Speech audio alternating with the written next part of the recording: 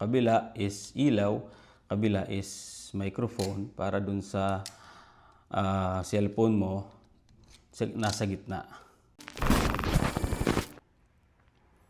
Sa mga naghahanap ng mobile mount, yan, ito ang brand nito is local brand lang, Ulanzi. Yan. Ito ay flexible. Pwede nating ma-rotate na ganyan. Ganyan. So 360, pwede natin makabit ng ating cellphone dito. Then, pwede rin natin siyang i-adjust kahit saan.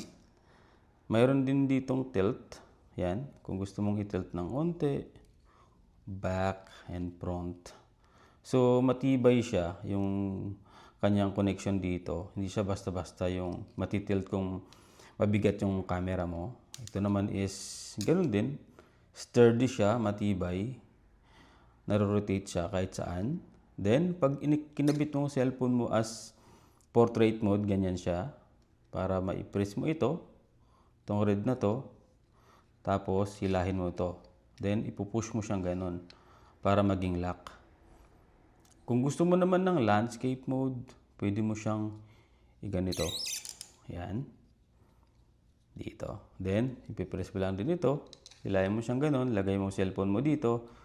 Pupush mo siyang ganyan para mag-lock. Yan. Ito ang magandang gamitin dahil mayroon siyang grip dito na rubber. Hindi masisira yung gilid ng cellphone mo. Hindi siya magagasgas. Tsaka mayroon siyang parang ngipin dito para hindi mahulog yung cellphone mo. Yan. Dito sa taas, mayroon siyang hot shoe. Kung mayroon kang, for example, additional lights dito, pwede mo siyang isabit ng hot shoe connection. Tapos, sa ilalim din, dito, pag inikot natin na ganyan, mayroon din siyang hot shoe. So, pwede kang maglagay ng, for example, kabila is ilaw, kabila is microphone para dun sa cellphone mo nasa gitna. Magandang design, di ba? Tapos, pwede mo rin siyang ikabit doon sa tripod mo. So, kunin mo lang yung tripod head. Ganyan. Tapos, suscrew natin dito. Ayan. Tapat lang natin siya dyan. Screw natin doon. Ayan.